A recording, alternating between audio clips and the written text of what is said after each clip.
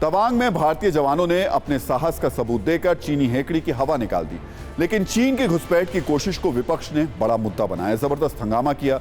इस पर गृह मंत्री अमित शाह की जवाबी फायरिंग भी ट्रेंड कर रही है।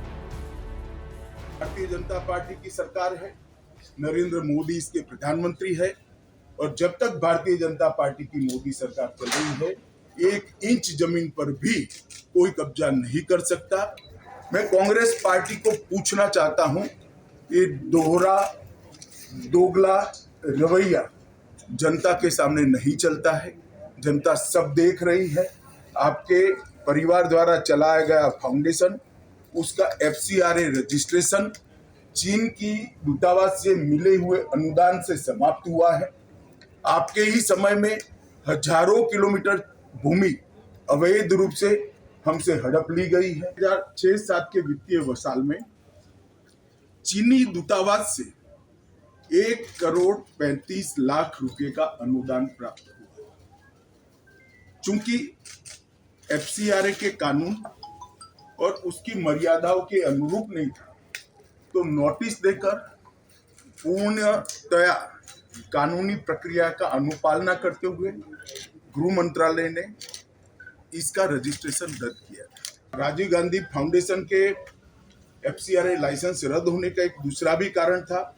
इस्लामिक रिसर्च फाउंडेशन के जिसका प्रणेता जाकिर नायक को पूरा देश जानता है, उनसे भी 7 जुलाई 2011 को 50 लाख रुपया राजीव गांधी फाउंडेशन ने प्राप्त किया था। मैं पूछना चाहता हूं, राजीव गांधी फाउंडेशन के कर्ता धर्ता जो कांग्रेस की फैमिली पार्टी है, उसी के सदस्य हैं, तो आपको ये पैसा जाकिर नाइक ने किस मकसद के लिए दिया था?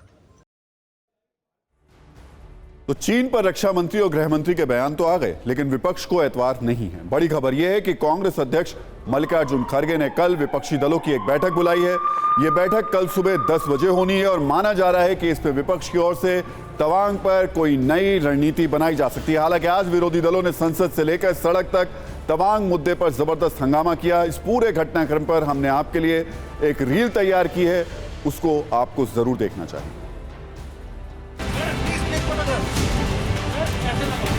देश की संप्रभुता से, सुरक्षा से बड़ा कुछ नहीं।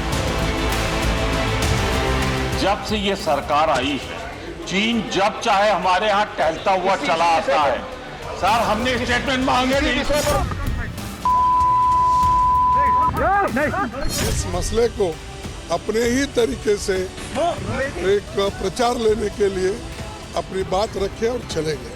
ये देश के लिए अच्छा नहीं है। ये चीजें बाहर नहीं आना, उनकी गलतियां छुपाने के लिए क्लैरिफिकेशन नहीं दी।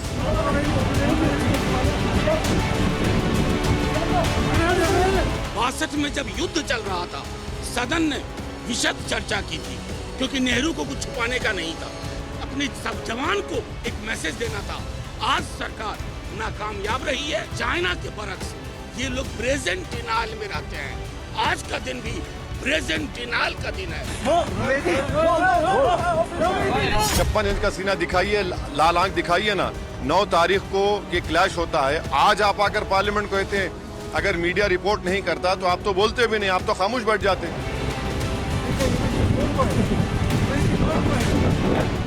विपक्ष से हम अपनी तरफ से यही प्रार्थना कर सकते हैं, कुछ देश हित के मुद्दे होते हैं, उस पर हमको एक दिखाई देना चाहिए। इसमें मेन मीट निकालने की कोई आवश्यकता ही नहीं है। चीन इस तरह की हरकतें कर रहा है और कूटनीतिक स्तर पर, डिप्लोमेटिक स्तर पर, विदेश मंत्रालय के स्तर पर सरकार पूरी तरह से असफल हो रही। ऐसे 18,000 फीट नीचे से ऊपर आकर चीन हमला करते हैं हमारी भारत की फौज के ऊपर, हमारी जमीन में कैसे आता है? देश के प्रधानमंत्री चीन के नाम लेने से डरते हैं। उनकी सरकार चीन के बारे में बोलने से डरती है। पक्ष यहाँ पर गैर जिम्मेदाराना दिखाई दिया है आज तक, हमेशा ही।